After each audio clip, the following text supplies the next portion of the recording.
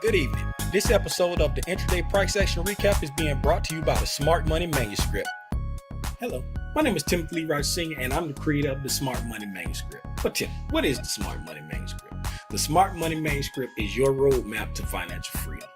Inside this powerful course designed to transform your financial future, I've meticulously condensed over 1,000 of my public YouTube videos into 40 highly efficient lessons that span just 2.5 hours. This course is strategically designed into 4 phases to help guide your learning in the most logical and effective way possible. Phase 1 lays the groundwork, covering essential financial literacy like budgeting, banking, and taxes. In phase 2, you'll move beyond the basics, learning about brokerage accounts, figuring out how much you need for your own individual retirement. You learn about how to do fundamental research on companies, and you'll also learn how to conduct technical analysis by looking at stock charts. Phase 3 empowers you to build a robust portfolio and leverage your capital using advanced techniques like options and futures, and it also teaches you the importance of backtesting your strategies. Finally, phase 4 takes a deep dive into the advanced ICT concepts, giving you a professional edge. Each lesson includes a short quiz to help solidify your understanding. By the end of this journey, you'll have the confidence and tool that you need to make intelligent investing decisions, manage your money without fear or ambiguity. So if you want to be a long-term buy and hold investor, if you want to be a swing trader, if you want to be a day trader, if you want to trade stocks, if you want to trade options, if you want to trade futures, the Smart Money Manuscript is for you for $69.99. Yes, $69.99 for all of this here.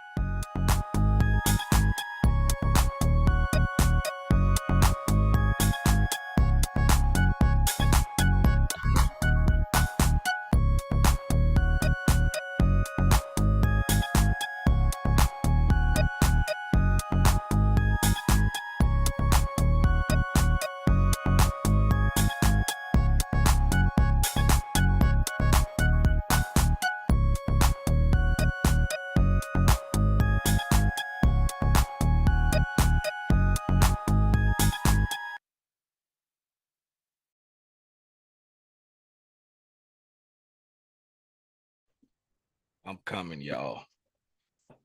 My bad, I'm coming. I'm getting ready to I'm coming in right now. Hold on. I'm coming in right now. Y'all ready? Y'all ready for me? I got to get myself together.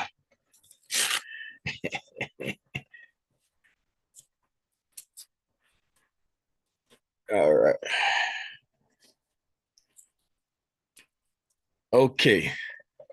Now, got to get my headphones on. Put my headphones back on. All right. All right. I forgot to turn my camera on. Good evening. I knew it. Good evening, everybody. Hold on. Good evening. How y'all doing?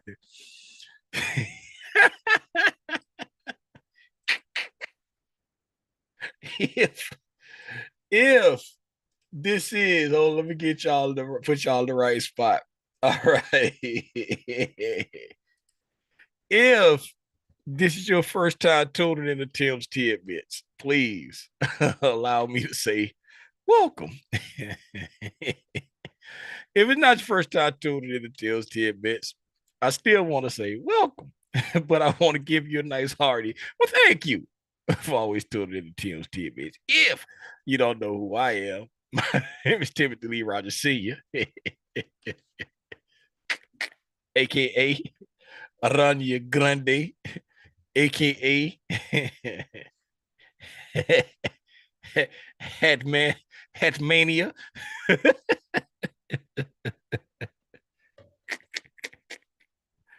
Oh.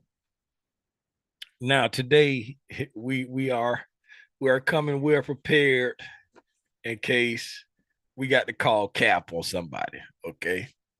In case we got to call cap on somebody. Now, if you all hold on. I forgot that I was supposed to be starting, but IG. I was saying I was gonna start for real? What's this here? Oh, I got that in a minute. All right. Oh, sorry, y'all. Let me just start this and then we're gonna get to it. I got a pin. Let me pin this comment. Go to youtube.com slash the TLR to see my screen. Pinned comment.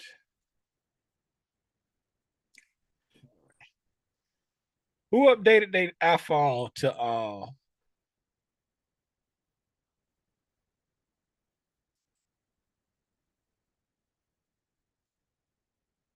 what did I say? I did, and I still got a 10. Which one? No. I still got a wait a minute. You say you got a 10? Your phone, Yeah. your phone ain't gonna be working next week.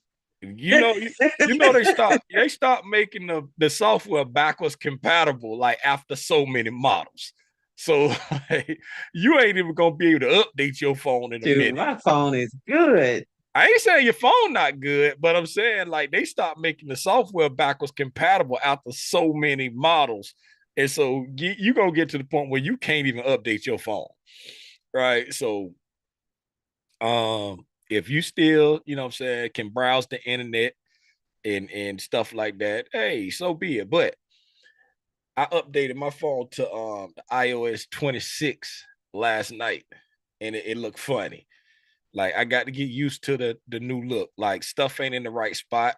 When I be trying to answer FaceTime calls, I'm pressing the camera out. I'm like, how do I get in the call? It's got like a little check mark for me. Like it's a lot of things different about the way it looks that I just got. It's like aesthetically different. So I just got to get used to seeing it. Like when you open up the folders, that like the folders look like glass now. So it looked weird. It look everything just looked funny.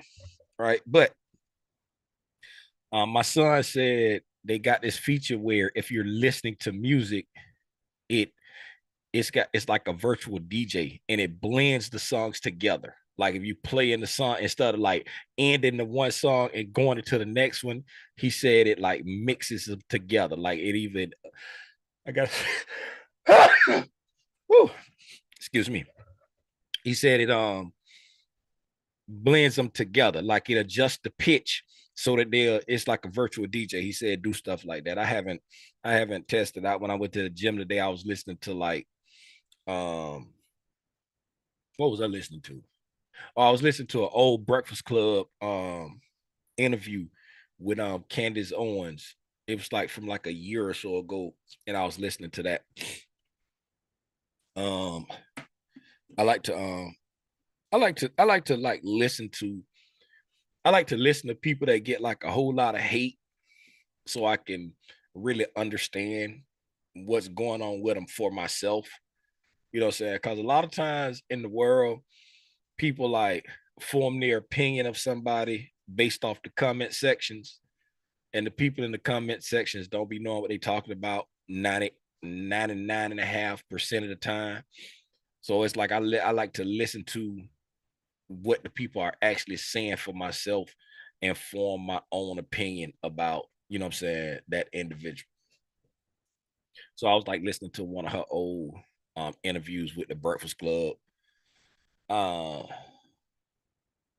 yeah, but the iOS, I don't know, the verdict still out. It don't matter because I done did it. I can't go back. So even if I don't like it, I'm stuck with it. My wife sent me a tutorial about 2 weeks ago on like it had like all the new features of the new iOS.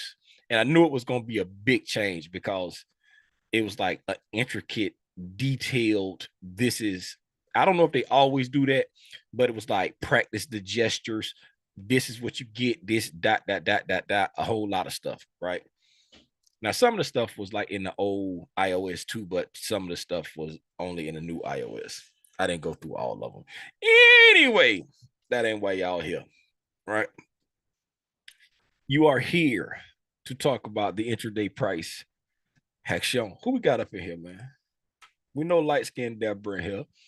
We got Mike Pence Fly up in here. We got Here to Learn and Share up in here. We got Felicia up in here. We got to catch the replay or listen in the background today. Okay. Thanks for that.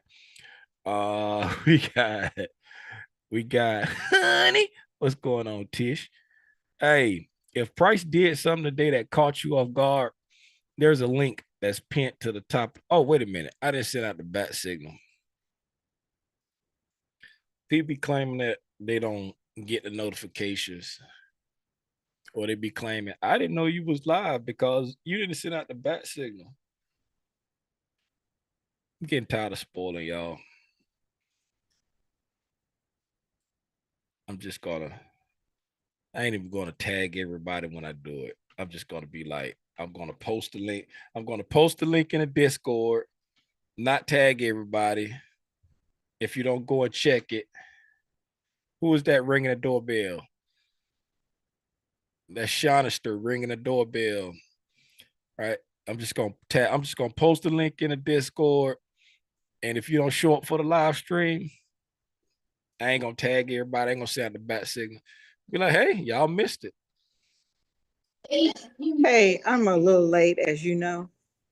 What's up with the hats? You a man of many hats? Is that what that is? Yeah, I'm a man of many hats. You got it. I'm checking. All right. I'm a man of many hats. You feel me? You know, the hats are here in case we got to call cap on somebody today. If we got to call cap, I'm prepared.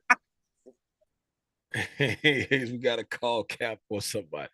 When I turned my camera on, somebody said they knew it. Somebody said I knew it. New member only live streams. New, schedule your live stream to switch to member only. That's not new. Start a Q&A, start a poll. Why they said new? I used to have members only live streams all the time. Remember we used to do that? That's how I used to do it with the Discord. Had members only live streams. Anyway, I'm not gonna be before y'all long today. So let's just go ahead and get right to it. All right, let's just get right to it. Move this over here.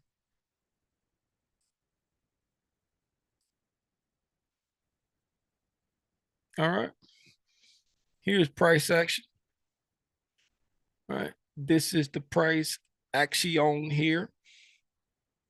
As you may know, this purple rectangular shape that's here around the middle of the screen there, roughly above the middle. This little logo here is like around the middle of the screen, right? But this is where the week started at.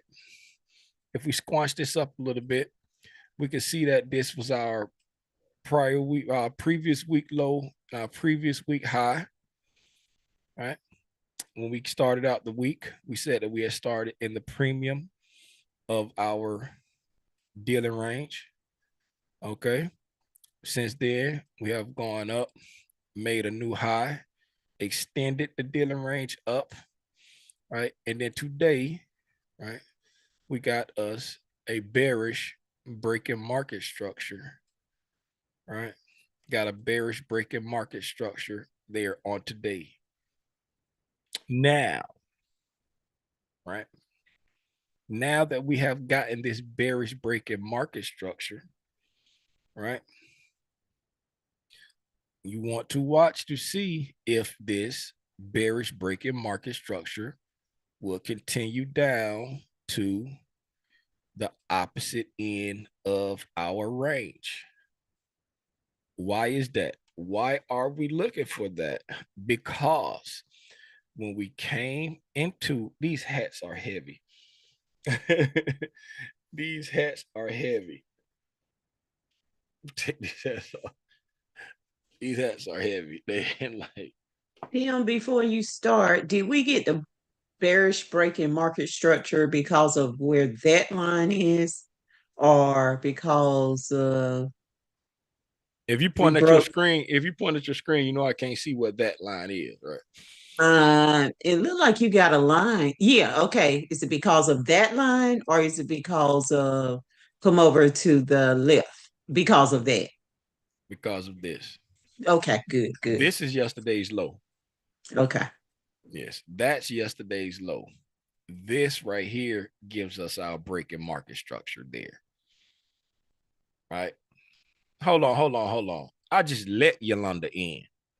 I just let Yolanda in. How many times I got to keep getting up and going to this front door? How many times?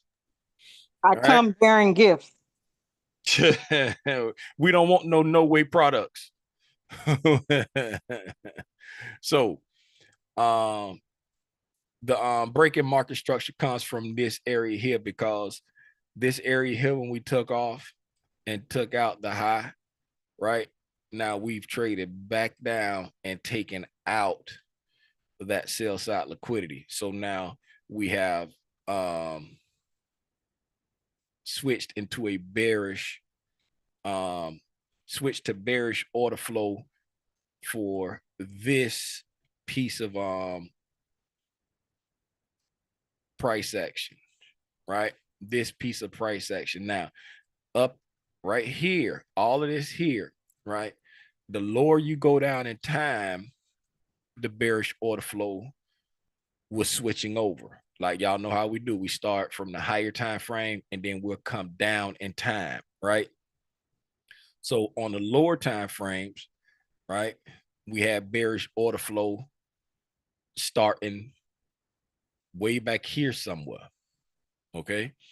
But for this time frame here, this is when the elephant stepped in the pool there, right? Because you always want to follow the money. You want to see when price is moving, right? These little small fluctuations in here, how we got a low here, right? And come down. Yes, this right here, in all intents and purposes, this right here is a bearish break in market structure right there, right? Because that low went up and took out a high, right? But in the grand scheme of this time frame here, right, where does it look like the elephant stepped in the pool at? Here or here, right? This is the real move there. So now that we've taken that low out, that's a much more significant move. So that's why I say now on this time frame, we're looking at our breaking market structure, right? For this um fractal of price. Because if we go up in price, right, go up in time frames, see on this hourly time frame, you can see here on the hourly time frame right there, and you can see it better, right? Came down to a low, made a high, and now this is the first low that we traded below right there. This was the last low prior to making the high, right? We don't have any other lows, right, coming from here, right? We don't have any other lows coming from here in the terms of a swing low, right? And then we come back down below that low, right? So that's our breaking market structure right there, based off, and that's looking at our entire dealing range. Okay. If you go down to a lower time frame, right? If you go down to a lower time frame and look at it, like we said before, we right here, see like all this right here, like right there, right? You have a lot of different low points.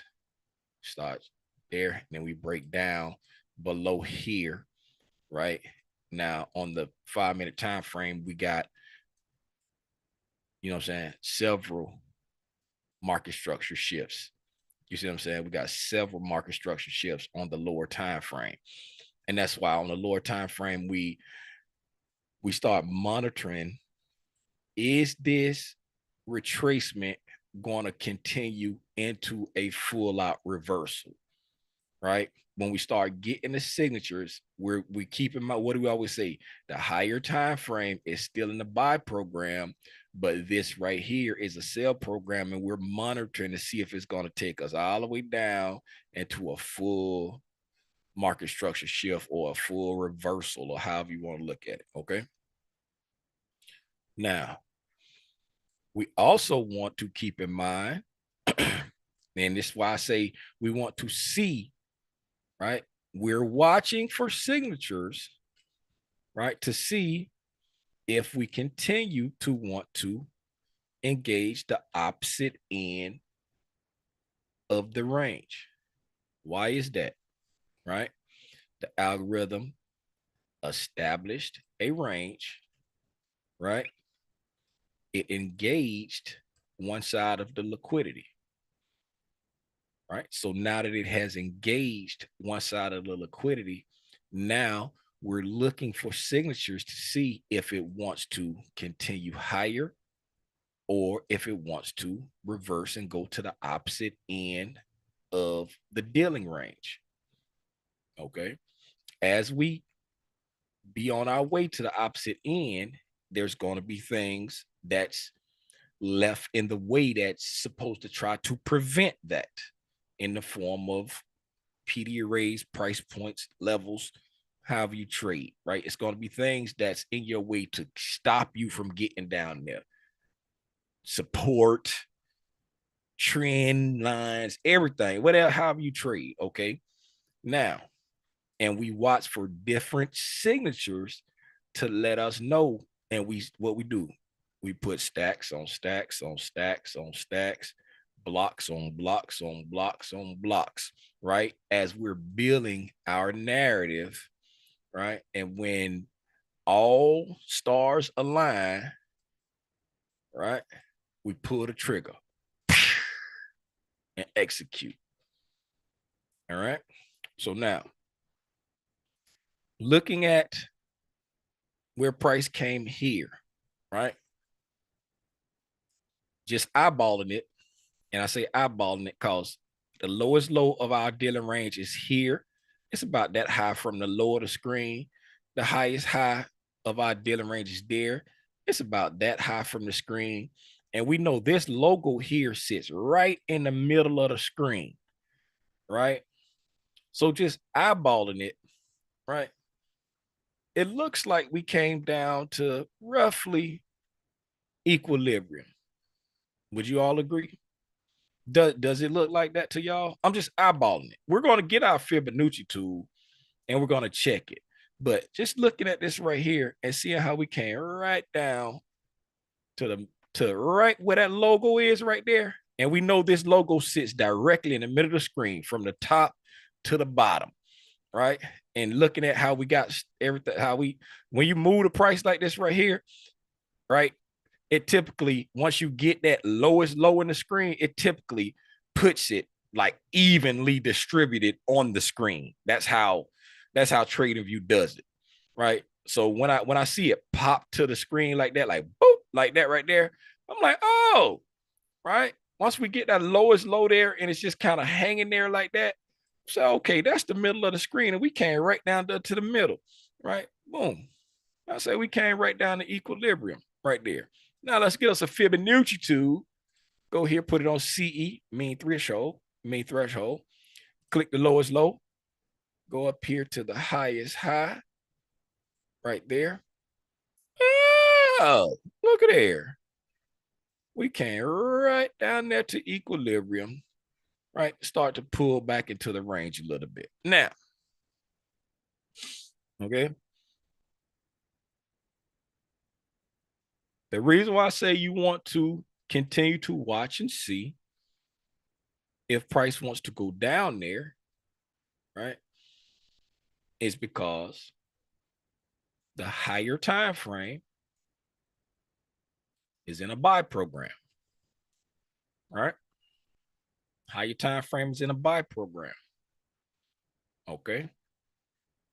When go back, ask a question, right? I don't know how many questions I'm going to ask, but there's a link pinned to the top of the chat. And let me go full screen.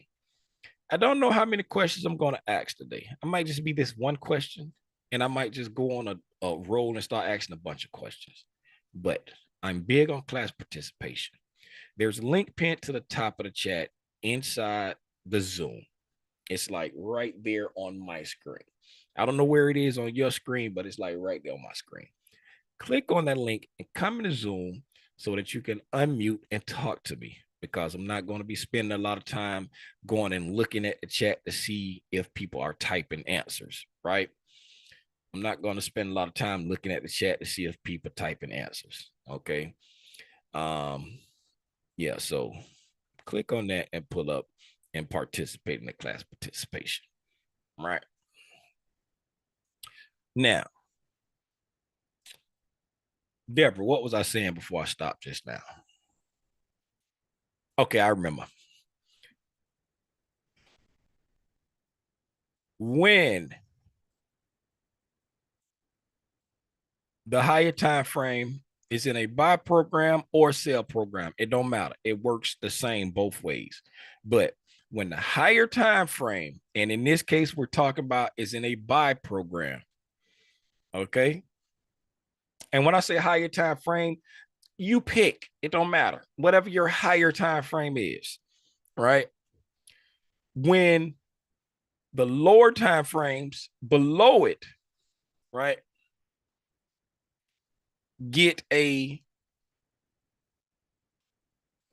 when the lower time frames get a bearish break-in market structure, or bullish if we're talking the other way. I ain't saying that no more. Y'all got it. Right. What is, right, the first thing you want to find out in reference to this break-in market structure to the higher time frame? What is the first thing you want to find out?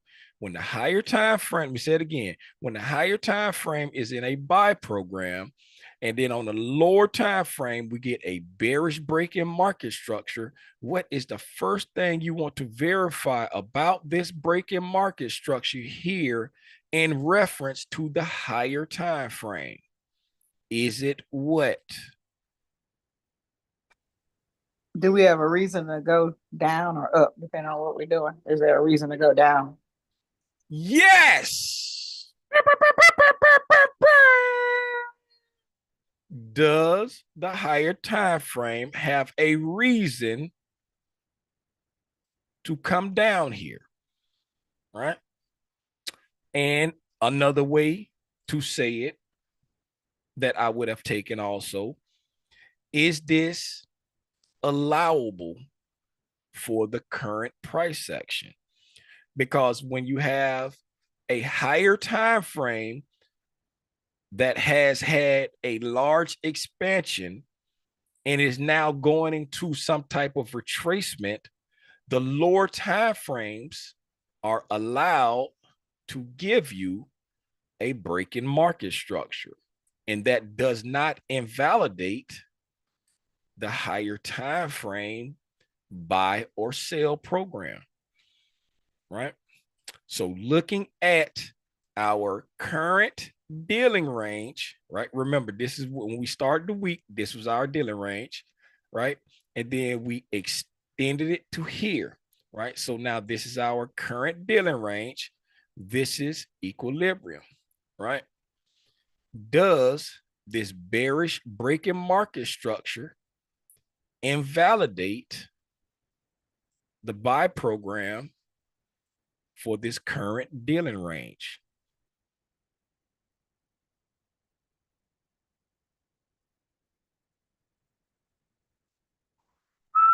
No, Are you asking? no, Yes, I'm asking. Oh, No, it it- does not. It does. Oh, let me see. Does this invalidate the Yeah, that sounds like a question to The me. buy. Stop. Is I'm asking. validate. What you said? Empire Trades? What you said? Was that Is Empire Trades or Mike Pence fly? Who was talking? I couldn't hardly hear. Who was that? the speaker's name? You said invalidate or validates? The reason. Invalidate. Does it invalidate the buy program of the current dealing range that we're in? Does this bearish break in market structure invalidate the buy program that we're in this current dealing range right here? That's what I said. No. No. No. No. All right. Now I was just repeating it because Empire Trader said he couldn't understand what I was saying. All right. Okay. So now that is why I say at this point, we're still watching for signatures to see if price wants to continue to draw to the opposite end of the range. Okay. Why is that? Because what do we say? We let the algorithm establish a range, which it did here. We let it engage with one side of the liquidity. We don't care which side it is. If we have a bias, we prefer to see it take out the opposing liquidity first. But if we don't have a bias or whatever, we don't care. We just want to see it engage with liquidity because liquidity is what makes the market move. Liquidity is the rocket fuel. So once it engages with liquidity, then we look for signatures to see, does it want to continue in the same direction or does it want to go to the opposite end of that dealing range, especially if that current dealing range that we're in is a smaller expansion of the overall dealing range, right? Because if that dealing range that we're currently in, if the opposite end is internal liquidity for the overall dealing range, that right there is more rocket fuel for the algorithm to continue in that direction that is going based off the overall dealing range. Does that make sense to everybody? Does that make sense? We've talked about it before, but is it clicking? Is it clicking? Are the clicking start to click? All right. So we never try to pick the top. We never try to pick the bottom. We just look at the signatures that are in place and we trade what we see, right? Based off of most recent price action, right? Most recent price action, because you can be in a buy program and still find shorting opportunities. You can be in a sell program and still find buying opportunities, right? If you're skilled enough to trade both directions, right? The algorithm is always presenting an opportunity if you know what signatures to look for. Now, we have come down, right? We have come down to a point here, right? Inside this buy program that we're in, right? If we zoom out based off the overall range, and yes, we're going back a very far time, right? But we're way up here. We're treetop tall up in a premium, right? Because we got a Fibonacci tool and just ran it, right? From the lowest low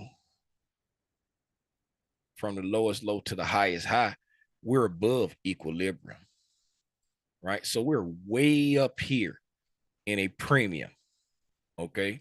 And then if we put quads on it, if we looked at the Quad City DJs, all right, I'm like, Tim, what are you talking about? We're in a rich premium. We're above the upper quadrant, right? So we're way up here in the nosebleed section right now in the overall scheme of what the NQ is doing, right? We're at all-time highs. We know this. But what do we say? Whenever we're looking at price, right, we're always focusing on the latest expansion, right? So right now we're focusing on the latest expansion. So based off this latest expansion, right, inside this buy program, where did price come down to today? This point right here, right? You have come down to an area which is known as which fair is it? FAI or FARE? Is it fair value? Right? Yes. Okay. It's come to an area of fair value, right? It has come to a place where it's okay to buy or sell inside our dealing range right here, right? So if price still wants to be bullish, all it did was come down to an area in the recent dealing range where it's okay to buy again, right? It's okay to buy again right there, right? And why is that? Because we haven't invalidated this buy program, right? We haven't invalidated it. All thing we did was come to an area where just now it's okay to buy. Anything from here down it's preferred to buy down here, but anywhere from here and below is where the buying is okay, right? So we're just now coming to a point where it's okay to start buying again. So this is where you got to start being careful and not trying to get too overzealous and be trying to pick a top, because we've just come to a point where it's okay to start buying again based off of what the algorithm is doing. Okay, because all the thing we did was expand and retrace, came back to fair value. Now, Tim, you're saying a whole lot of stuff and ain't saying nothing, right? But that's trading. Now, you also want to pay attention on this bearish dealing range that we've set up over here, right? That'll be the highest high. That'll be the lowest low, right? So we're looking at this bearish dealing range over here. You want to pay attention to this, right? To see if we invalidate the bearish dealing range, right? And you have to do it the same way you do it over here, right? It's time frame by time frame, right? As we come up here, as we come down, you're going to start invalidating buy programs on the lower time frame first, right? You're going to start with the 1 minute, 5 minute, 15-minute, hour. We said today, right? When we came down below this right here, right? We had got a bearish breaking market structure on the hour time frame, right? So that right there was on the hour, right? And you want to just keep going down time frame by time frame by time frame by time frame. If you go up, right? If you go up to the daily time frame, right? We look at our daily time frame. As we can see here, we've come down to a daily fair value gap, right? Where the greater portion of it, at least half of it, is in the discount of the latest dealing range, right? So we've come down to an area that's supposed to support price, right? On the daily time frame. Now, on the lower time frame, you can look for signatures, and we're going to talk about that. But on the daily time frame, right? Somebody give me based off of what price is doing right here in this dealing range here, from this low up here to this high, right? somebody give me a signature, we would be looking for that shows heaviness on the daily time frame.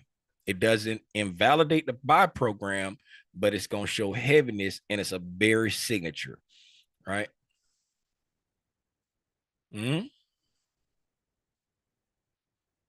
What's the based off? Close below that fair value gap? Yes, a daily closure below this fair value gap right there, right? That's going to give you, because creating an inversion fair value gap, right, is a type of what? Change in the state of delivery. Yes. An inversion fair value gap is a type of change in the state of delivery, right? That's the algorithm showing you something opposite of what it was just doing, right? If it's bullish and then it creates an inversion fair value gap, right? At that portion of time right there, may not be for a long time, but at that portion of time, that's giving you some opposite, because it just told you I'm in a hurry to go in this direction because I've expanded so far, but then it turns right back around and creates an inversion, right? And then once we create that inversion, if it comes down and we get a daily closure below this September 18th fair value gap here, right? Instead of anticipating it to act as support as it's doing right here, we would anticipate it to act as resistance. And if we anticipate it to act as resistance, right? If we anticipated to act as resistance, then, right, for recent price, we have a wick, and then we have liquidity. Okay. We also have a reclaimed fair value gap here, right? We also got a reclaimed fair value gap. Now, mind you, we never closed below this fair value gap, but we did reprice it, leave it, and now we're coming back to it. Remember, that's the second way that Michael taught reclaimed fair value gaps, right? This is the way I said it don't really make sense in my mind, but I understand it, right? I understand creating an inversion and then closing back on the other side, because in my mind, I changed it to something else and now I'm reclaiming it, right? But in this case right here, I never changed it to anything else. I just used it and now I'm using it again, right? If anything, I would have called it a reused fair value gap, right? You know what I'm saying? But reclaimed fair value gap, right? Now you're coming back to a reclaimed fair value gap, but in but once we get an inversion here, right? If we get an inversion here, now we're still in between opposing PD arrays, right? Because now we got an inversion fair value gap that we're looking to act as resistance, and we got this wick that we're looking to act as support, and we also got this reclaimed fair value gap that we're looking to act as support, right? There's always something that's designed to be support or resistance if you understand how to watch price. Okay, so if you get an inversion fair value gap, right? I don't think I got this showing on the lower time frames, because it wasn't, when I was down there, it wasn't even showing, because I don't be liking a lot of stuff to be like just all on the chart. So I'm going to show it lower. And then, like we said, we got the wick down here, right? We got the wick down there. And then I'm not going to bother marking out the inversion fair value gap, right? I mean, the reclaimed fair value gap right there. I'm not going to bother marking that out, right? I already marked it, so I'll leave it. Okay, so daily time frame, right? For current price action, getting a closure below this right here, bearish signature, showing heaviness, right? Getting a closure below this right here, that's a really heavy signature, right? Especially if we trade below this opening price right there, right? That's a really heavy signature for this entire dealing range. Why is that? Why I say if we get a closure below this, and if we offer that opening price right there, right? Don't have to close below that opening price, but if we offer that opening price and get a closure below that right there, why am I saying that is a very heavy signature? What is this right here? What is offering that price right there? What does that give you? That's the last up candle in that dealing range up. So signaling that the algorithm may be ready to continue down. No, don't give me no maybe Oh, the nothing. order block? No, don't give me no maybe nothing. What is offering that? What does offering that price right there give you? That gives you a very specific thing, right? Okay. That price right there. What is that price? Let's get the opening price of that candle. 24,498.50. If the algorithm comes down and offers 24,498.50, what does offering that price give us? And this is your clue here. I'm just drawing out your clue. That's your clue right there. That's kind of cool how I'm just moving it and it's drawing that light right there. It's drawing that. That look like some of them young girls' eyelashes.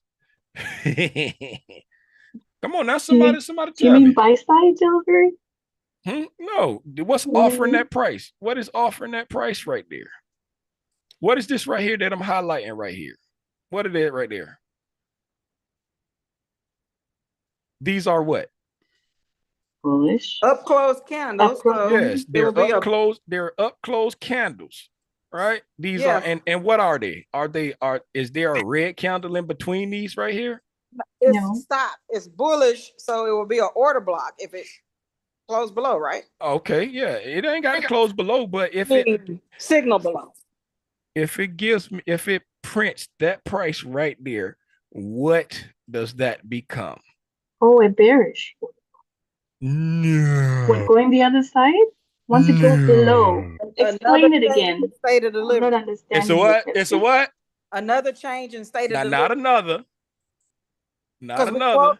If we close below that Not another. gap, that's a change in state of delivery. No. This is a type of change in state delivery that's showing you, hey, this is a type. I'm showing you that I'm going in the opposite direction. But if we offer that opening price for these consecutive up close candles that took out this liquidity, offering that opening price right there gives us what? A change in the state of delivery. The change. Yes. Oh my God. That's the change in the state of delivery right there. When you offer that price of the opening price of your order block, be it a bearish or bullish, you don't have to close below it. The algorithm just has to offer that price. That is your change in the state of delivery. Remember, I tell you all the time, every time you trade past an opening price, right, it's a change in the state of delivery. Because at this point here, the algorithm was going up. It was bullish. When we trade back past that opening price right there, that's a change in the state of delivery. It went from bullish to bearish. Every time you pass an opening price, it's a change in the state of delivery. But when you want to look for the ICT change in state of delivery, it's criteria that has to be in place. First of all, got to be the narrative, right? So is it wrong to say bearish? Are you one specifically CISD? Yeah, because that's We your said the change. same thing. No, it's not. That's your change. That's your change in the state of delivery. That's what it's called. I didn't name it. I didn't name it. That's the change in the state of delivery. Okay, I You see. know what I'm saying? If you want to think about it in your mind like that, but that's the change in the state of delivery, right? That's what it is. When you offer that price, the opening price of your order block, right? That's your change in the state of delivery. Okay. And you don't have to close below it. You just have to offer that price. Now, that's why I said if we get a closure below here and offer that price, that's a very bearish signature, because we not only do we have an inversion fair value gap, which is signaling a change in the state of delivery. That's why I say it's a type of change in the state of delivery, because you're signaling I'm going from bullish order flow to bearish order flow because I'm disrespecting bullish PD arrays. I'm disrespecting discount PD arrays. I'm changing the state of my delivery. I'm no longer delivering to the buy side. I'm starting to deliver to the sell side, right? But this is your official change in the state of delivery, because this is your order block when you went into this anticipatory reactionary point and took out buy side liquidity. So now that you create that order block, you've changed the state of delivery officially. So when you come down, right, you're anticipating it to come back here and block price and stop price from going up there, right? Does it have to revisit it and do it? No, it can come create this change of state of delivery, keep going down, do whatever it need to do, and then come back and blow slap through it, right? You can't make the algorithm do what you want to do, but these are the signatures you're looking for. So if we come down here, get an inversion fair value gap, we get a change of state delivery. All of this is just showing more and more and more heaviness. And then when we trade down through here, now we got a break in market structure on the daily time frame. So now the daily time frame has a bearish break in market structure when we trade below that low right there, right? So at this point in time here, right, the daily time frame has a bearish break in market structure. And then at that point in time, you want to know, does the weekly have a reason to come down? Does the monthly have a reason to come down here? You know what I'm saying? Okay. If it does, then we're looking for how far can it go, right? How far can it go? You're looking for stuff that's designed to support price, right? We're looking at reclaimed fair value gaps like this right here. We got a reclaimed fair value gap here, right? We have a high probability inversion fair value gap there, right? We're looking for stuff that's designed to support price. Once we, you know what I'm saying, now you got this bearish break in market structure. Now we're looking for stuff that's designed to support price, right? When we come down, right? We got a reclaimed fair value gap. If we push through that, now we got a high probability inversion fair value gap, right? We're looking for that to act as support, right? If we push through that, if we push through this right here, now ain't nothing down here but liquidity, right? If we push through this high probability inversion fair value gap, ain't nothing down here but liquidity. And that's how you walk the price down. And all the time, right, you're trading. If you're skilled enough to trade against the grain, you're taking trades in reference to what's going on the sale program side of it, right? If not, you're just waiting for it to come to an area that you anticipate to be support, right? And then you're buying off your support, right? Have your stop loss in place, right? If you get stopped out, okay. If it gets down to your next level of support, you buying off your support, have your stop loss in place. If you get stopped out, right, you got your next level, you know what I'm saying, of support or liquidity. You're just walking it down. You walking the dog, okay. Now, same thing is price is fractal, right? Price is fractal. So now you're looking at internal, right? Day. This is an hourly chart, right? This is an hourly chart. We're looking at internal, intraday time frames. Remember, on the daily time frame, right? When we looked at it, we said this right here was the reclaimed fair value gap. I'm going to change the color of this. Right. I'm not going to make it. I'm going to make it like a turquoise color. Right. And then that was that daily wick. Well, matter of fact, let me do this right here, so I know what it is.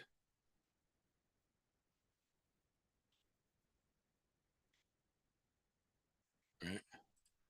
So we'll know what it is.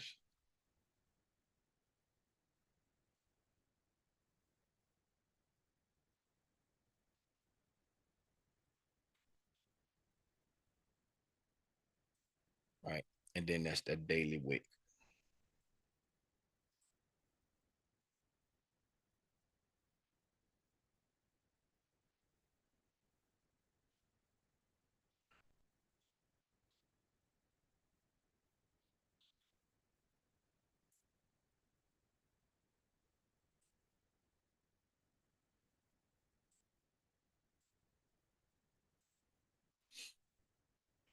All right. So same thing, right? Now in here, we come in here and we say, okay, on the 60-minute, right? We've gotten a bearish breaking market structure on the 60-minute. And we say, hey, does the daily time frame have a reason, right, to continue down, right? And we say, yes, we do, right? We still have not repriced this entire BISI, right? That's a reason to continue down, right? To reprice this imbalance, right? We have a reclaimed fair value gap down there that we can trade back down to. And then higher than the weekly, higher than the daily, we have internal liquidity that we can trade down to, right? Because we come down here to we come up here to a weekly chart, right? We have, I don't have any weekly fair value gaps marked out. Right.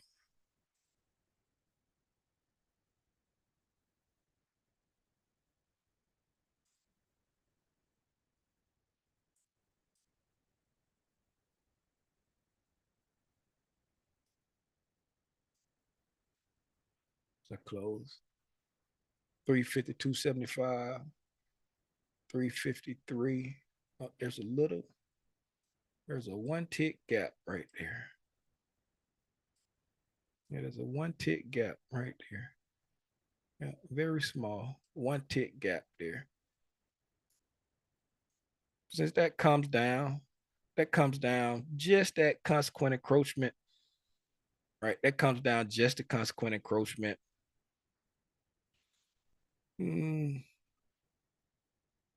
This right here is kind of subjective. Michael teaches if it goes beyond consequent encroachment, then you don't include the gap for the entire imbalance. But since it's just right there, you could go ahead and put it in because it's not way past it. But I'm just going to stick with what he originally taught and leave it there. But just keep that in mind that he teaches that, right? If it goes beyond consequent encroachment, then you won't include the volume imbalance, right? But I've seen him include volume imbalances that are just at consequent encroachment like that. That's why I say he never came out and gave a new teaching on it, but I've seen him include it when it just be kissing it right there. But when he did the teaching back in 2024, he said if the wick extends beyond consequent encroachment, then you don't use it. But right, so just keep putting that out there. Right. So on the weekly, we see here on our weekly time frame, this is our current dealing range right here, right? For the week. This is our latest expansion leg for our weekly time frame out on the actual chart, not the week. Like we're looking at this weekly dealing range right here. That was just from last week.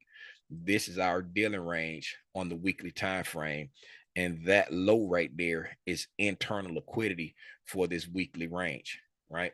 So this weekly range, that is just a low that's being taken out because the weekly has an imbalance that it needs to come back down to. So there's a reason. Which one of these lows are lower?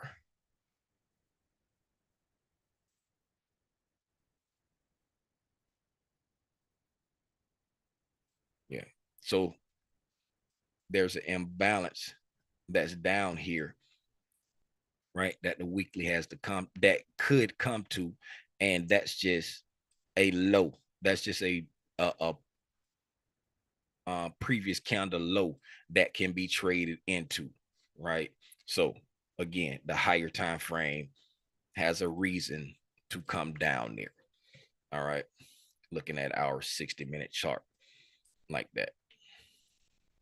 So, and what does that mean? That means that this bearish breaking market structure, right, that we got here, we traded down all below all these lows, right? We said when we traded below that right there, that gave us our bearish breaking market structure on the 60-minute time frame. So that bearish breaking market structure is allowable in the overall scheme of things for our weekly dealing range. That's allowable for our daily dealing range. That's allowable, right? But it's created a bearish dealing range on the 60-minute. So now you want to watch this to see if this sell program, right, continues to extend and creates a reversal for the higher time frames, or a bearish breaking market structure for the higher time frames, right? Just like we started on the 15-minute, right, and got a bearish breaking market structure somewhere, right?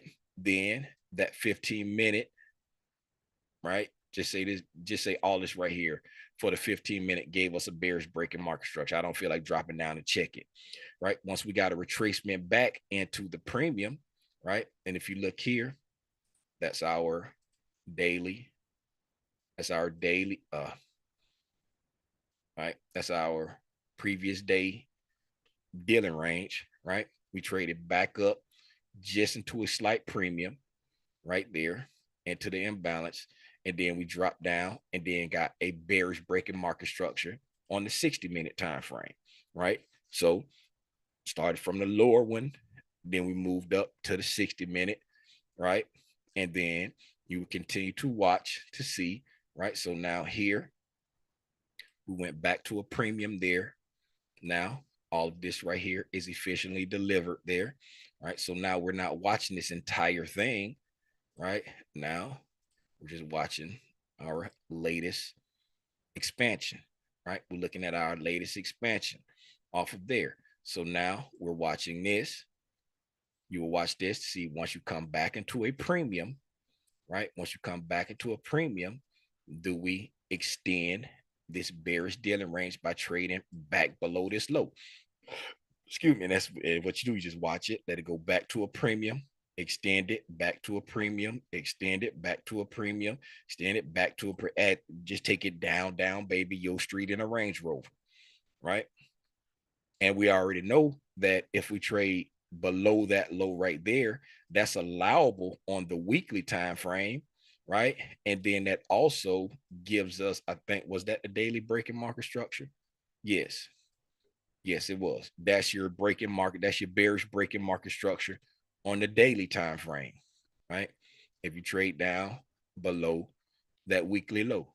So now you got a bearish breaking market structure on the daily time frame, right? And the whole time, right? If you're skilled enough to trade against the grain, because right now price is moving against the higher time frame, right?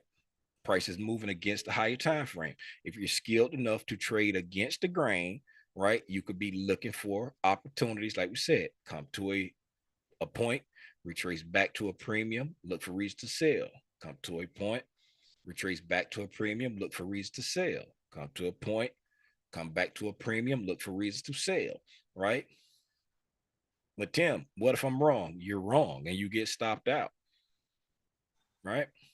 Since we, like you said, we went through everything and we have a reason to go down, the smiley face that we've created on this hourly time frame plus the break it market structure, and we have the reason on a higher time frame, is that that's enough of a things of mine to create your bias that we will continue down lower.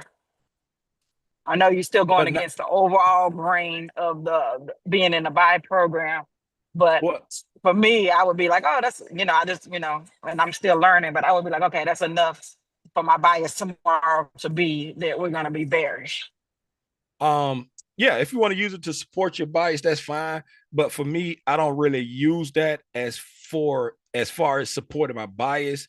I just use that for reasonable targets to look for.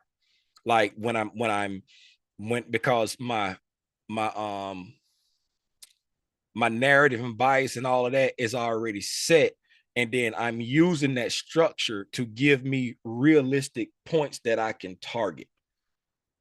If you understand what I'm saying. Like if you want to use it for to support your bias because the algorithm has created this structure, that's fine. I don't see nothing wrong with that. But just because we create it, I don't use that as a support to my bias for my own personal trading. I just use it for, okay, now I got a place to anchor this tool to look for realistic target that the algorithm will potentially reach for. You understand what I'm saying? So if you want it, like it's a lot of I'm stuff. confused. You What do say you you're mean target? confused. I'm saying the head and shoulders, so to speak, up top, because we created the head up there, the smiley face. You talk about Those two. if Uh-huh. you talk about coming here and projecting. You talk about coming here and projecting. Now get all this stuff out of the way. Move. You talk about coming here like this right here, and then Uh-huh. projecting down.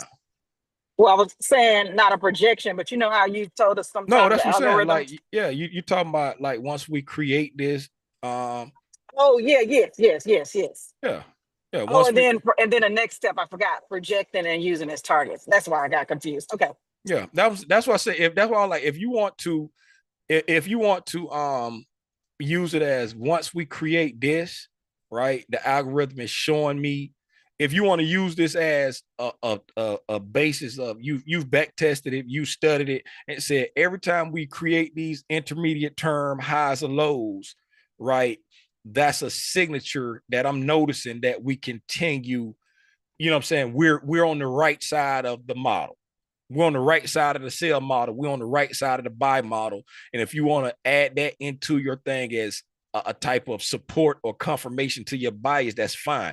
I just personally don't use it for confirmation to my bias. I just use it as, okay, now that I've confirmed it based off of other things, now I see this is my intermediate term high, and I'm going to use it to project for a realistic target below that low right there.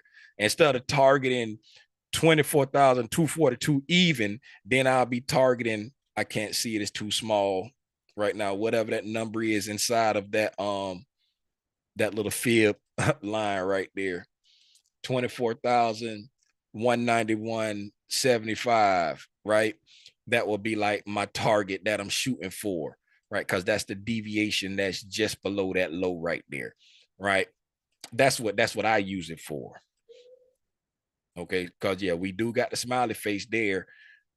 We got our intermediate term high up there, and now we can use that as projections on how far can we go down if this sale program continues. But like I say, I personally don't use it for a confirmation of the bias.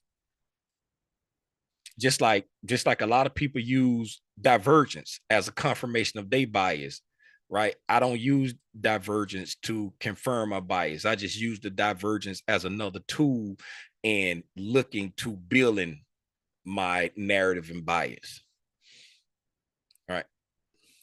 But like I say, You got to make it make sense in your mind. That's why I can't say, no, you can't do, no, ain't nothing wrong with that if you want to look at it like that, because you're using institutional structure. And if it makes sense in your mind and makes sense in your back testing, that every time we make this institutional structure, price does this, go for it. So now we, okay, I'm glad we did that, because now we see based off of what the algorithm has done up there, right?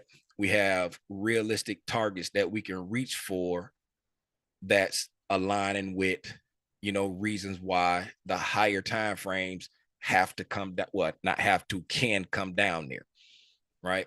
High time frames can come down there again. That's a bearish breaking market structure on the daily if we trade below that low, right? So now looking at where we are in price now, based off current price, right? Now we've looked at the entire forever, right? From way back a couple years ago, probably up into the weekly dealing range, or down to the weekly dealing range, down to the current expansion from last week, and then now into the daily range, right? So, in looking at the daily range price, right, intraday wise is in a sale program, right? Not to be confused with the daily time frame, right? The daily time frame, right, is still in a buy program, right? Looking at the daily chart, right, we're still in a buy program, right? But when we look at our daily dealing range on the intraday time frame, meaning, right, if I'm trading intraday, my previous day's range was here when we opened up price right there, right? We opened up in a discount, right? What did we said before? When we opened up in a premium, right? We said, are we looking for reasons to sell up? I mean, looking for reasons to buy up here, right? When we was inside this buy program, are we looking for reasons to buy? No, we're not. We want price to come to a discount. We're in a bearish dealing range. When we open up the day, right? Are we looking for reasons to sell down here? No, we're not. We're in a discount on a bearish dealing range. What did price do? It moved back up into a premium, right? And then it sold off and it extended the bearish dealing range. Okay. So now, what are we looking at now? We've extended the bearish dealing range, right? So now on the intraday time frame, we're still in a sell program. We're still in a bearish dealing range, and the sell program is going.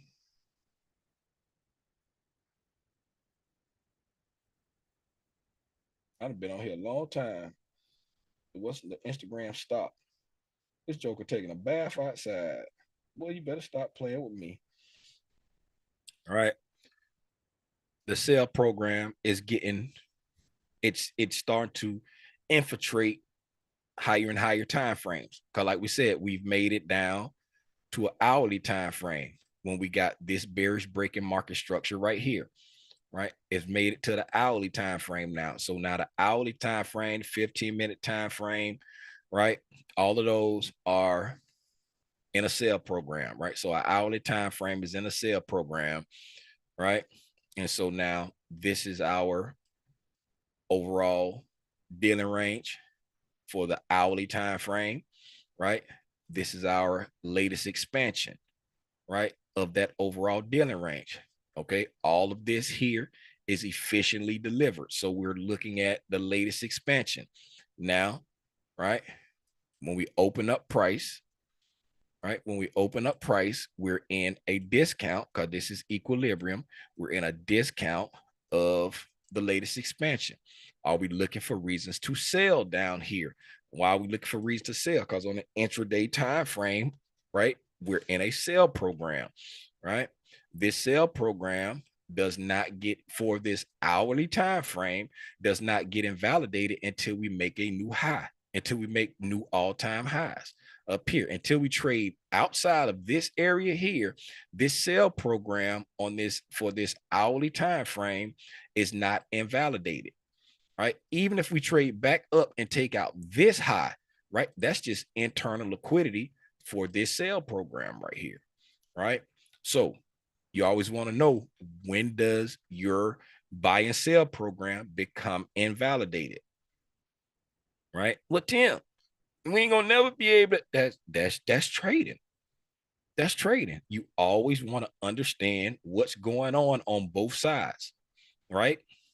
And you want to interact. You can't be scared to interact. You want to interact based off what price is giving you, and have your stop loss placed based off of market structure. You don't want to just get in and be like, okay, I'm just going to give myself a 10-point stop. I'm going to get in and give myself a 20-point stop. No, you want to get in and have your stop loss placed based off of market structure.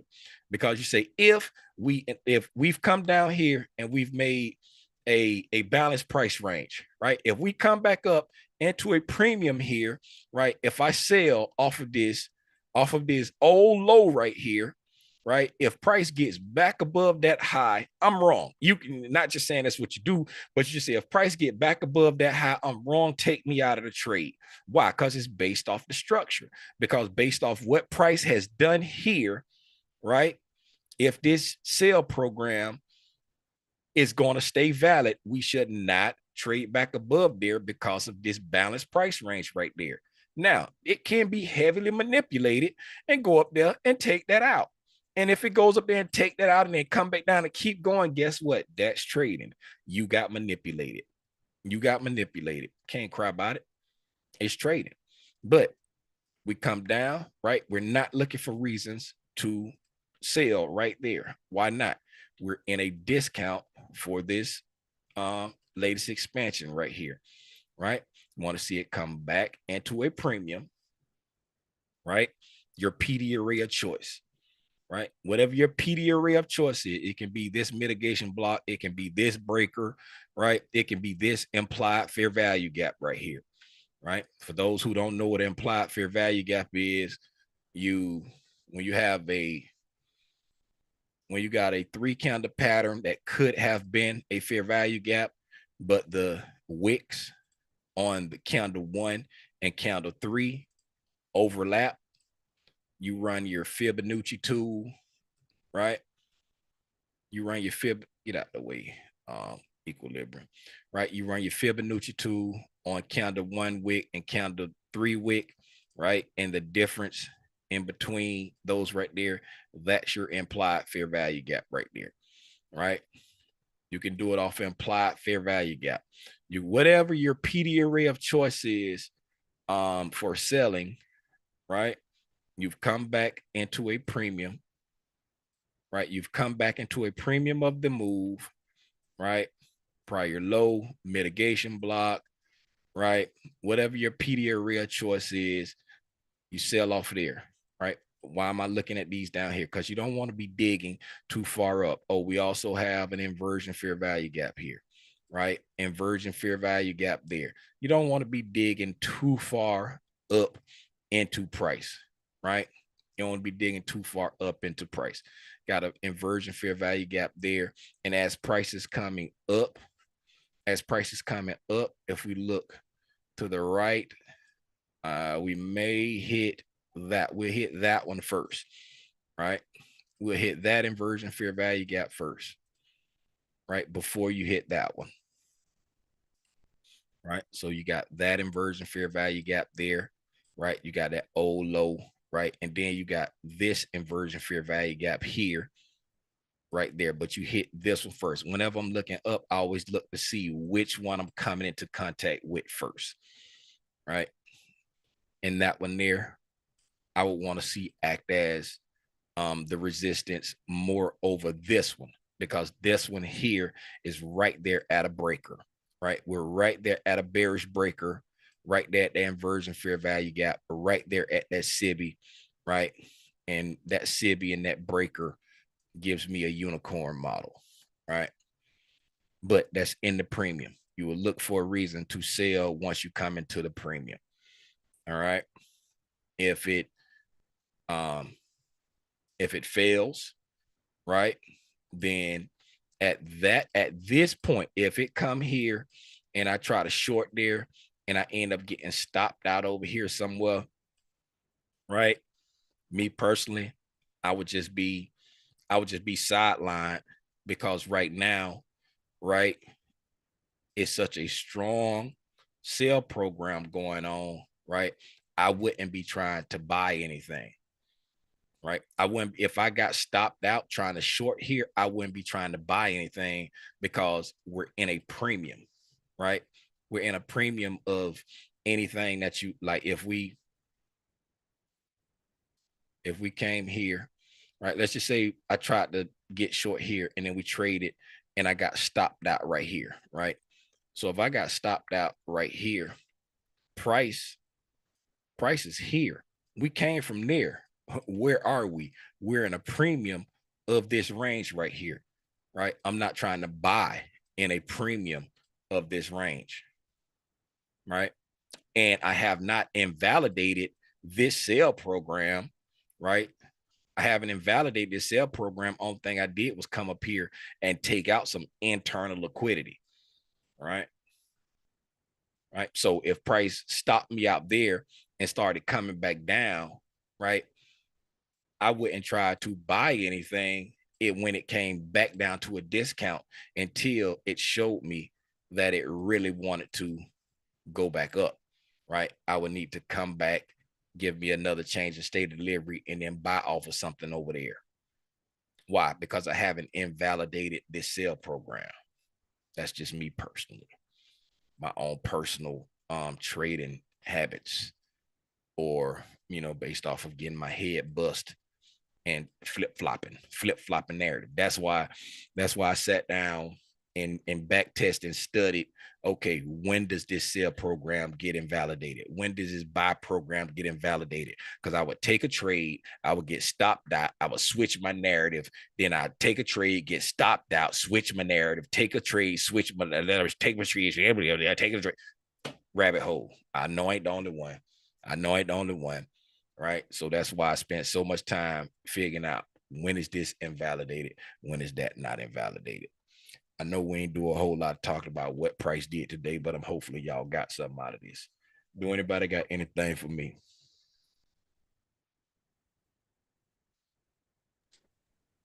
They price can reuse that so to speak high probability uh,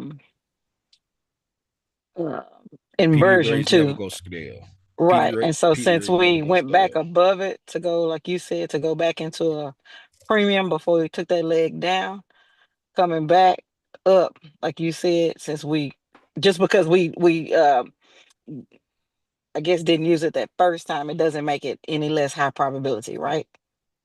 Talk about Does here. that yeah, does that make sense? Because I'm trying to see, we had closed, did we close? We closed below it, Yeah. but then we went back up into Yeah. that civvy, but I believe that was because we Yeah. went back up into Cause a premium of that one leg down. yeah. And Yeah. then And so we how does Michael teach it, right? He teach okay. create it, trade away from it, then come back Uh-huh. to it, Okay. right? So Okay. when we created it here, we Yeah. never left it, right? We just created it and then just Oh, went right back up, and then we came back down. so leave, like really leave it. Okay. Yeah. Okay. Mm-hmm. Okay. All right. Like don't not just hang around here. That's what um Because uh that's what gets me caught up. I forgot you got to trade away from it. like earlier today, we might not be able to see it here. Yeah, we can't, because it's um it's I could use this for example here.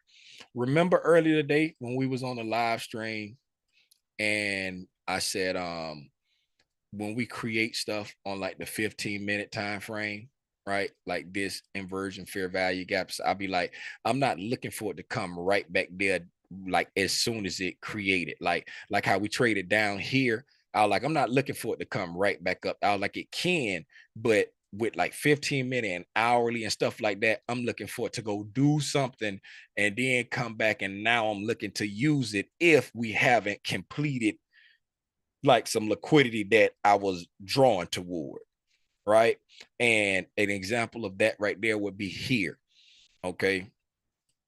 This right here for everybody who like new fancy terms, right? Right. This right here would be like, well, we didn't take out that low, so not really. But whenever you see a up and a down like that right there, that's when you hear Michael talking about venom. You know what I'm saying? Because these two spikes, right? Those are like the fangs of the snake that's biting, right? And so when it trades back up into those fangs, he's shorting off of those fangs right there, right? It didn't really poke through this low right there, but this is a good visual representation of it, right? Right, it's up and it's down. It ain't got to be right next to each other like that. All this little time distortion in there, right? Boom, boom, boom. And you see we trade back up into that right there, into that fair value gap there, into the premium of this move, price drop down, right? Same concept like that. Now, I was saying all that to say we created, right? We came down, we created this fair value gap here, there at 1:15 p.m., right? We didn't trade back into it until London the next day, right? We traded back into it at London. Then we stayed there consolidating inside of it and then traded back up into it one more time at 9:30 and then dropped, right? But that's why I say I don't be looking for it to come right back to these 15-minute things, right? Because we created it, we traded away, and then finally we came back. Now here, all of this little consolidation there and all that, and then going back, right? That's the same thing as trading away and coming back, because you don't have to keep dropping or keep rallying. The consolidation serves as kind of like the same purpose too, right? You're engineering that liquidity, because when you're trading away, right, you're typically trading away to go run some liquidity. But if you just start consolidating, you're letting the algorithm is engineering liquidity, right? And so now it has liquidity to attack to continue its mission, right? So this purpose is being served. But yeah, we where we was at, yeah, here, right? We created it there, right? And then now we've actually traded away from it, right? We've actually traded away from it and then coming back up, right? Since this one is so deep now, we can trade all the way up into there. Why is that? Because we got the breaker and there's our inversion fair value gap that's inside the breaker. But like I always say, you always want price when you're in a sell program, you want it to be exceedingly heavy, right? So if I come back up into a premium, I want to just go to the slightest premium possible, right? And then hit the resistance, right? And this little area of resistance is where we're going to hit first, right? We're going to hit that inversion fair value gap. That's the first one we created when we went and took out this liquidity there, right? And then when we came back down, you see, we used it as support, right?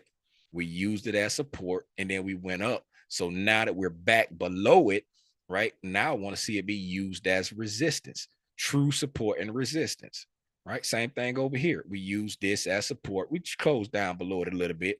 We used it as support to go up. Now I want to see it used as resistance, but I want to see this one first, right? Because that's going to be exceedingly bearish, right? That's going to be exceedingly bearish because this one is residing inside this balanced price range. So, and even if we did use this already, the PD arrays don't go stale. If it still is a part of the narrative, right? You want to make sure you're looking at, looking at it on your chart, right? You want to make sure you're looking at it on the chart because they don't go stale. Now, if we've already used this, it's a good possibility that there's something more recent in price that we can be looking at, right? It's a good possibility there's something that we can be looking at. But since all we did was trade down, we haven't technically used this yet, right? We haven't used that yet. So this one is still fully in play. Um,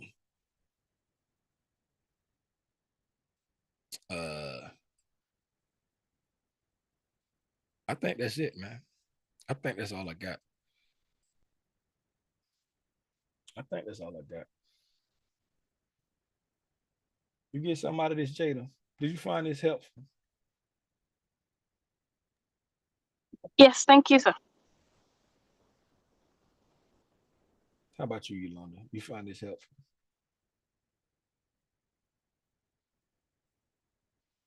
Great session, Tim. Monica, I appreciate it. Yolanda ignored me. She didn't find no value in what I said. Light skinned Deborah, how about I'm you? sorry. You find this helpful? It It was was all what? right. I mean, some Yeah, stuff was way overly complicated the way you I'm just playing. You know yeah, this was that's all good. right.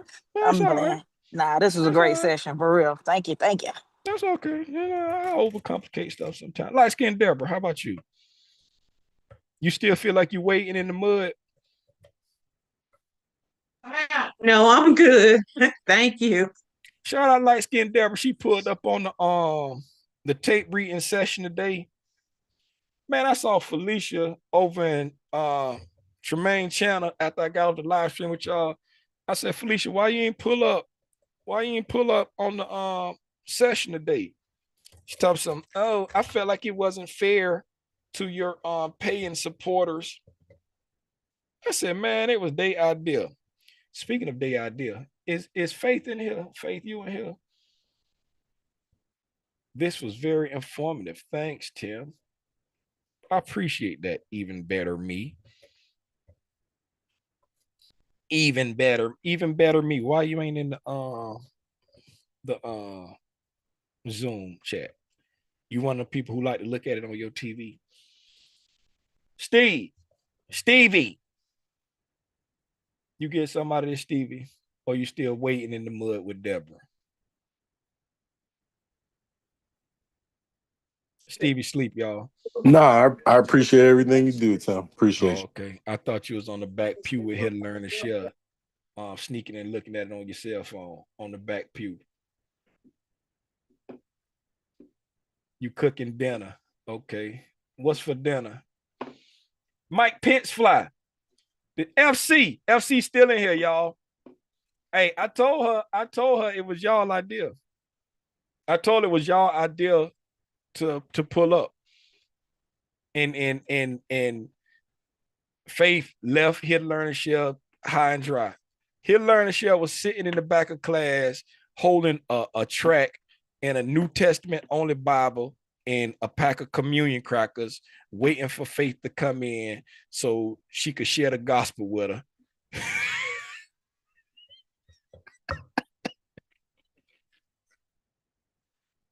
She sat back there the whole class.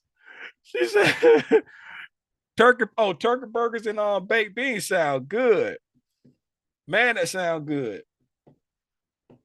He'll learn to share sat in the back of class all day long, thumbing through Mark, James, Luke, and John.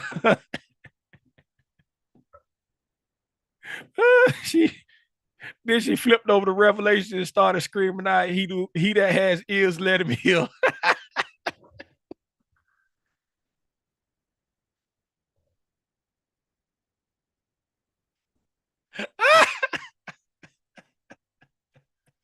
Yeah, Faith ain't pull up.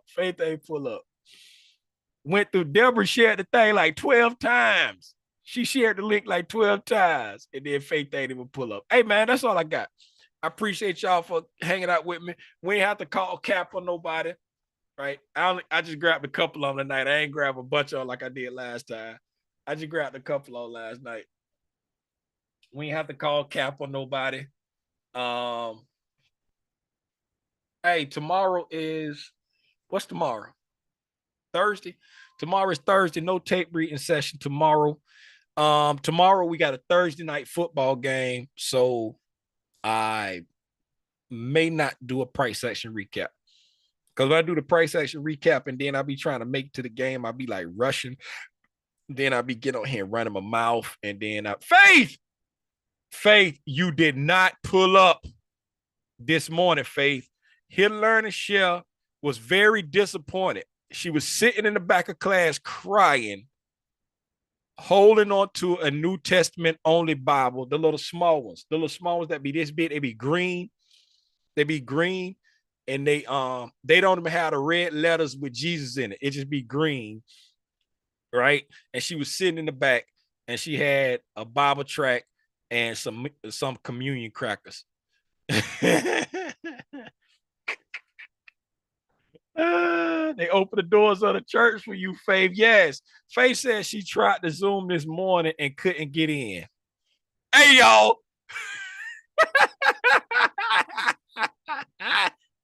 I got you. Got you. But say the Seahawks in the Cardinal game might be. I don't be watching pro ball. I don't watch pro ball. I just watch college ball. Seahawks. Is Jalen Hurts their quarterback? Who is the quarterback for the Seahawks? I be knowing like certain college players once they move on. Did Jalen go to the Seahawks? Who is their quarterback for the Seahawks? Sam Darnold. Who Jalen play for? The Super Bowl Eagles, man. The Eagles. Okay. I know it was one of them birds. I know it was a bird. He played on a bird team. All right. So the Eagles. Seahawks. Yeah. Now I don't watch pro ball like that. I just I know like where certain players go, like certain college players that I was following when they was playing college ball. But I like college football better than my son like all football really, and he's a Atlanta fan. So whenever he be watching the games, I sit down and watch a pro game with him. But if it's on Saturday, you know what I'm saying, I'm gonna pop on YouTube TV, especially if them Noles play. If them Noles play, and I'm right there with the popcorn. But if the Noles ain't playing, then I might catch a Georgia game, cause my son a Georgia fan. I might catch an Alabama game. My wife an Alabama fan. And if ain't none of them playing, then I just, you know what I'm saying, I look at whatever on. You know what I'm saying? I might catch somebody in the ACC if they playing. Steve, you don't know nothing about no nose. You don't know nothing about that nose life, man. Stop playing with me, man. Hey, I saw a dude in the day. He had on a University of Miami shirt when I was on the treadmill. He better be glad I was on the treadmill because I was gonna tell him, sucks to be you. my sister and my brothers, they went to FAMU. All right, then. My sister and my brothers, Miami Hurricane fans. It's crazy because they Miami Hurricane fans, but they hate the Miami Dolphins. Probably because my family been Cowboy fans since far back as I can remember. I remember watching football games with my daddy, watching Danny White and Tony Dorsett, right? When I was a legit. We used to watch Cowboy games way back in the day, right? So my whole family Cowboy fans, but my sister can't except for my brother Charles, not my baby brother Lump that all y'all be knowing about, but my baby brother, my younger brother Charles, he like you went to FSU and your husband went to FAMU. Was your husband one of the ones out there on the field that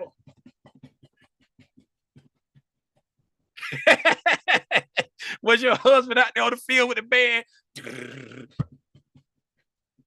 And that's how they come in at FAMU. I'm in DC, go Commanders. Man, I don't know why they changed the Redskins name to the Commanders. The Commanders is the dumbest name I've ever heard in my life. That's just like when they changed, what was that one team? The Pelicans. Who are the Pelicans? Somebody Pelicans. I was like, why? Why did you? New Orleans Pelicans. That's the dumbest name. The Commanders is such a dumb name. The Redskins was fine. I remember back in the day, the rivalry game of the year was the Redskins and the Bears. That was like a big rivalry game. Anyway, y'all done got me feeling all nostalgic, man. I'm gonna get out of here, man. I appreciate y'all for hanging out with me. If this is your first time tuning in to Tim's Tidbits, I hope you learned something. If it wasn't, I hope you learned something. If I wasn't able to, help you get some clarity on something, hey man, I'll try again the next time. Till the next time I decide to get on Al Gore's internet and share my thoughts on this thing that we call price action. It's your boy, Timothy Lee Rogers Sr., aka Aranya Grande. That's just big spot if you know hablo español. Y'all be safe out here in these trading streets, man. Gone.